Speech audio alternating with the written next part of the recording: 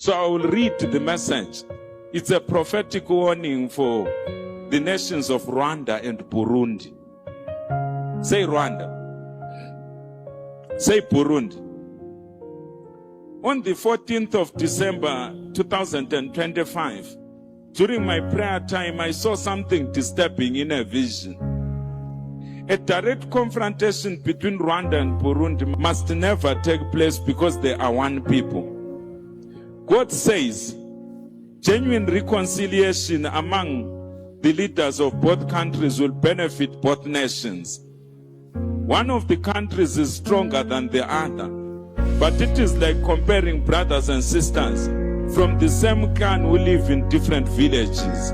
The mind of God is that they must be one. Their current differences can be ironed out by the grace of God. Intercessors in both countries are encouraged by the Spirit of God to consecrate between 30 and 40 days of prayer and fasting within the next 70 days.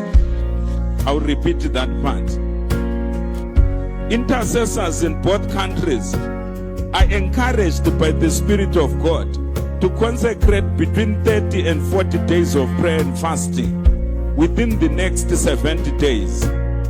The main prayer point will be improvement in relations between Rwanda and Burundi. And also, they must pray for peace, pray against open confrontation. With the Almighty God, all things are possible.